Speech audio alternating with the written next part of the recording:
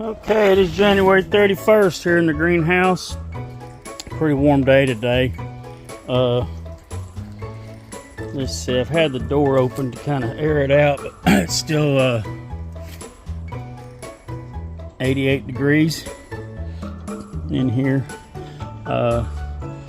We have sustained some damage in here from some of the freezes that got, even with my little heater, during the cold nights. It got a little too much for some of these plants, but the bananas should be okay. They didn't freeze down the stem, just the leaves. They'll come back out.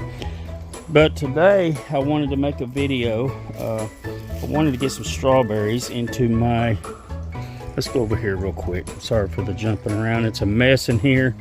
Got done a bunch of different projects, but if you've watched my videos, remember the Dutch bucket aquaponic system. And the freezes got to some of this too. Look at this, the Carolina Reaper don't even look like it was phased by freezes, whereas most of my tomatoes and stuff were all decimated. But I'm wanting to go in. This is the return line. The water that comes through these buckets comes down these little 3/4 inch pipes, goes down this 3-inch pipe back into the goldfish pond. And I think I'm gonna drill some hose in between here, down through there, and put strawberries, let the strawberries hang over. So that's what I'm about today. Go back over here. I didn't get a shot of this before. I rinsed off the roots, but I bought these strawberries in this little, what, 3 or 4 inch pot here, and I don't know the particular variety. They're just sold as ever-bearing strawberries. Let's see, yeah, right there, ever-bearing. So most of these pots only have one plant in them. I found one other one that had 2 plants. This one here has got multiple. I ain't even counted them yet. Let's see. There's 1, 2, 3, 4, 5. So if you look in your pots, sometimes you can see multiples. You get a little more for your money. So for the $4.68, instead of getting 1 plant, I got 5 plants in this pot. Good deal. A little over $1, or not even $1 a plant. Excuse me. So we're going to get these in today. I rinse the roots out real good with the good blast from the water hose and good long roots. And we're going to get these hose drilled and get these put into the aquaponic system. Alright, so I'll turn the camera off for a few minutes so I could drill the hose. And I've got 1, 2, 3, 4, 5, 6, 7 hose. And only got 5 plants, but I went ahead and drilled out all my spots. Now, I didn't drill anything behind here because the water goes that way. So we'll just see how that works. If I ever continue on and add more this system this way, then I could drill more hose and add more strawberry plants. And probably could have put 2 hoses in each spot, but that's just what we're going to do it for right now. So, excuse me. We'll just take these plants, and let me try to do this one-handed and pull them up. Okay, let's see. We're going to try to pull these things apart. These roots are kind of tangled. Let me pause this for a second. Okay, now we're back. Got them all untangled here, and you can see down in there the water flowing, and all the way down through here. And it's not that deep, maybe like this, just a skim of water, and that's all you really want. You don't want these things just really submerged in water. So I'll start with this one here. We'll just stick all them roots down in there.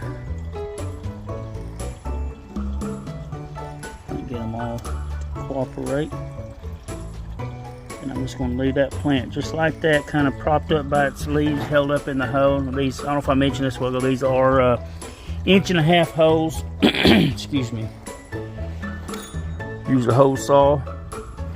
And now if you're going to be doing this when you drill into something like this, these plastic pipes, if you put this drilling forward until that center drill bit, your pilot hole maker, makes the hole, then you stop, put your drill in reverse and drill this backwards so that these teeth, they're really aggressive, made for drilling through wood, they spin backwards. They'll still cut it, but they won't chip it up and all that so bad and make so much dust, so many particles. And since this was a live system, at the time of drilling them, I unhooked the pipe here so that all the shavings would be washed out by the water here instead of going into the goldfish pond over there. And so we'll get all these plants put in here like this. Get in there. And hopefully it won't take them long. Hopefully in a week or so we can be able to tell a pretty big difference on these plants. And see that one, the crown of it sagging down there, may have to come in a week or so when it leaves out a little bit more and pull it up so that the main plant is up, up a little bit higher. But they're going to be okay for right now, just like that. Get all these in here. One more. Some big old roots on them suckers. Nice.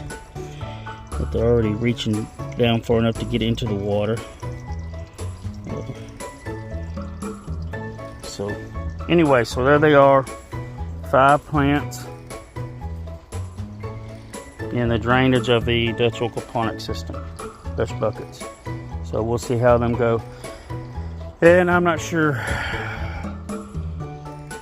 what I'm gonna do with these plants. I'm not gonna pull them out yet. There's still a chance that they may come back, but if not, this bush Goliath right here, I had actually stuck a small rooted cutting of it right there in the dirt behind it.